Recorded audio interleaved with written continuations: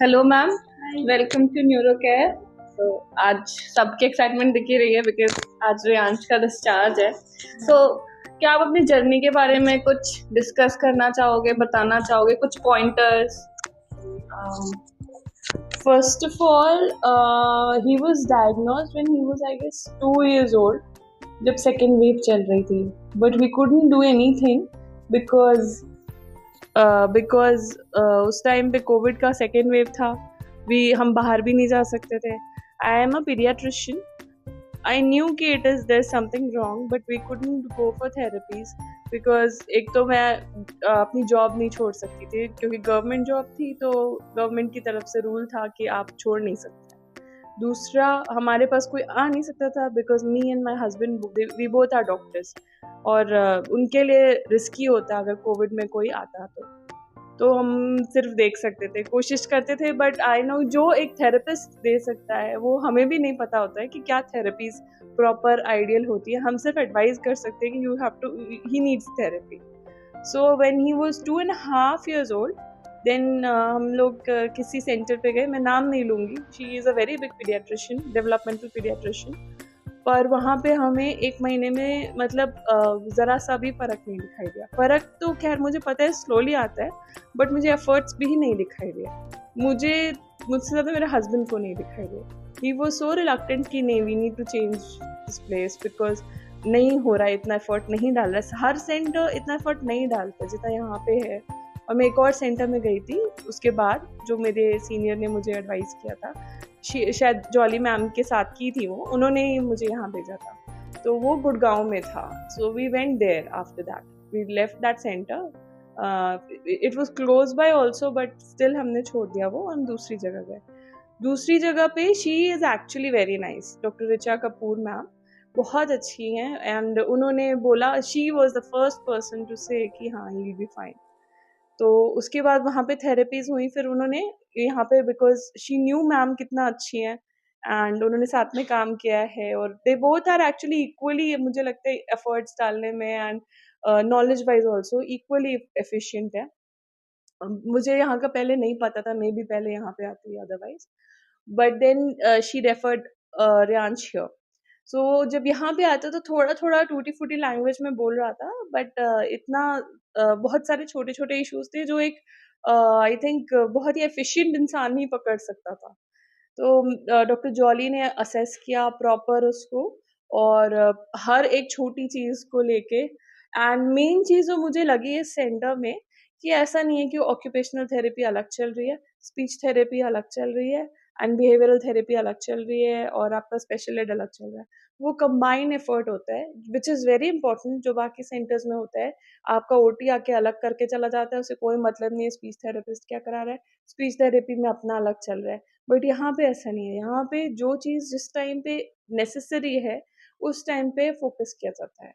Like initially OT पे focus किया गया, जब वो बैलेंस करने लगा अपना थोड़ा, उसके सेंसरी इश्यूज कम हुए, तब उसका बाद में स्पीच पे फोकस किया गया। ये चीज़ हर कोई नहीं समझता। They from first day they start all the therapies, जिनको अपना आके आई थिंक पैसे लेते हैं अपना 800-900 रुपए, और अपना करके चले जाते हैं। उन्हें कोई मतलब नहीं है कि किस चीज़ में क्या ज़रूरी है उस टाइम पे। सो ये सुपरविजन वाली जो चीज़ थी, which was I think the best part of the centre, जो मैम डॉक्टर जॉली करती है, that is the best part.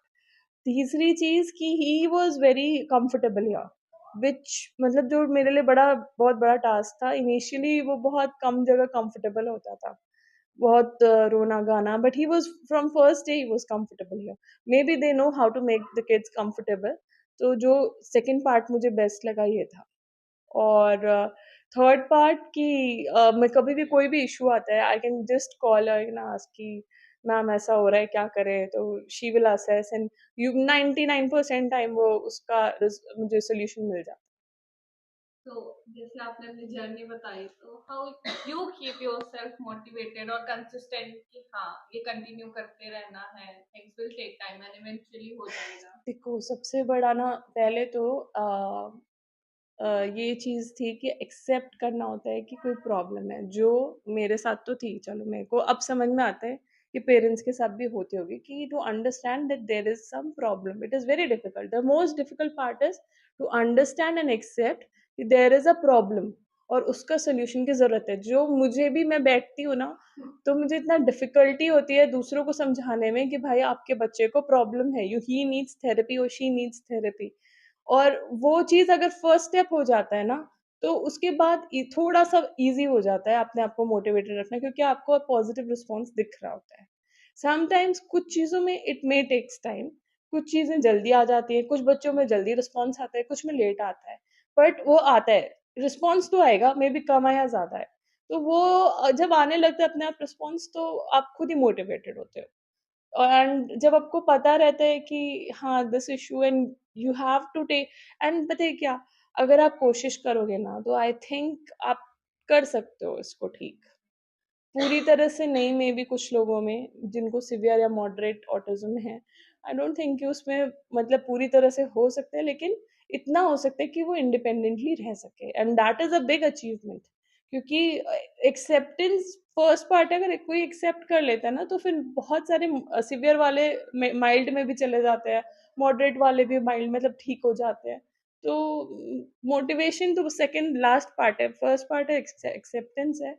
जिसको वो आ जाता है वो मोटिवेट अपने आप हो जाता है जब बच्चा ठीक होता है तो। And being a doctor itself, so आपको क्या लगता है कि पेरेंट्स को मोटिवेट या एक्सेप्टेंस के लिए हम कैसे सजेस्ट कर सकते हैं, या कैसे उन्हें बता सकते हैं कि you need to accept this as soon as possible, because prevention is better than cure, but early intervention is also important. See that's the difficult part. यार ना मैं तो रो देती हूँ कभी कभी, क्योंकि I have been there, I have been on the other side of the table. I know कि क्या होगा अगर ये अभी इस टाइम पे थेरेपी नहीं कराएगा, 5-6 साल हो जाएंगे, there is no coming back. And मैं एक्चुअली डिस्कस भी करती हूँ, वी डिस्कस, में पेशेंट सेंड करती हूँ, दे आर कि नहीं नहीं अपने आप ठीक हो जाएगा, चाचा थप्पड़ मारते हैं तो ये कर लेती है जो बोला जाता है। एंड बहुत डिफिकल्ट है, मतलब कुछ क्लास जो सेंसिबल होती है वो तो समझ जाते हैं, उनके बच्चे भी ठीक हो जाते हैं, थोड़ा कंसिस्टेंट रहना होता है। और जो रिलक्टेंट होते हैं, स्पेशली मुझे लगता है पैसों की वजह से होते हैं, बिकॉज इतने पैसे लग रहे हैं एंड दे वांट कि तुरंत ही 2 महीने में बच्चा एकदम बिल्कुल नॉर्मल हो जाए, वो पॉसिबल नहीं है। और वो चीज़ समझाना उनको बहुत मुश्किल है। वो मुझे लगता है उनका इनबिल्ट होता है, जिसको समझ होती है उसको आ जाती है, जिसको नहीं होती है वो नहीं आती है। मैं बस अपना एग्जाम्पल दे के कभी कभी समझाने की कोशिश करती हूँ कि see I have been there, I know it is tough, but please go for therapies, थोड़ा टाइम लगेगा, मे बी ठीक हो जाए। बट वो मुझे लगता है कि पेरेंट्स के ऊपर ही होता है, कि जिसके पास दिमाग होता है उसको आ जाता है समझ में। मैं उसके कुछ नहीं कर सकती। कितनी बार मैंने डिस्कस करा है कि मैम मैं पेशेंट भेज रही हूँ, मैंने बहुत काउंसिल किया, आप ऑफ कर देना, मैम ने ऑल्सो कि मैं फ्री में देख लूंगी, असेसमेंट कर दूंगी, नहीं आ रहा समझ में, क्या करे, छोड़ो। सब इतना करने के बाद दे थिंक कि एक तो प्रॉब्लम ये होती है ना, पेशेंट्स को लगता है हम पैसे कमा रहे हैं, उन्हें समझ नहीं आता है कि भाई मैं वहां रह चुकी हूँ और मैं झेल चुकी हूँ, it is very tough, it's going to be tough.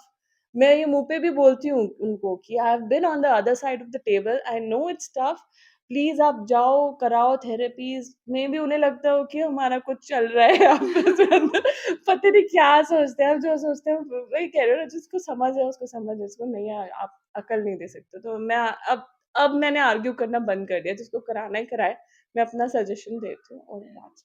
so anything just for the parents to accept the things, मतलब you have done already counsel करना और सब कुछ, but just a keynote or something, just accept this and this is gonna be very great.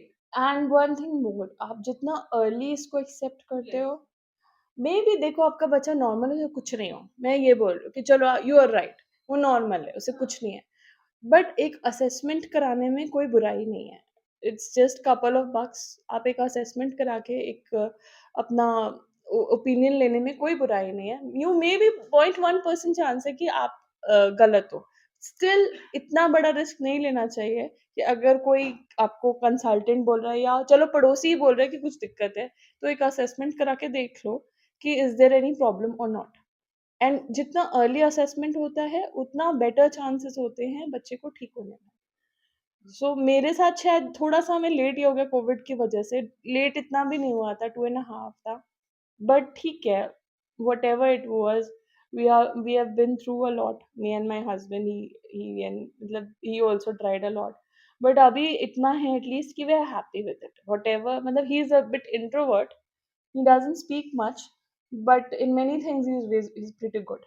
Like in academics he's good, and in he's very creative also.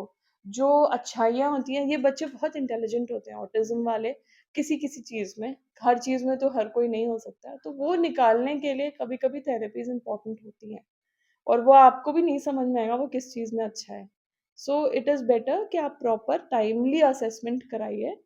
अगर आपको जरा सा भी खुद भी लग रहा है तो आप खुद भी करा सकते हैं। अगर पीडियाट्रिशियन कोई बोल रहा है तो वो बेवकूफ नहीं है, और वो सीरियसली अगर कोई बोल रहा है तो just go for assessment, then think कि क्या करना है क्या नहीं करना Thank you so much, है। ma'am. ओके।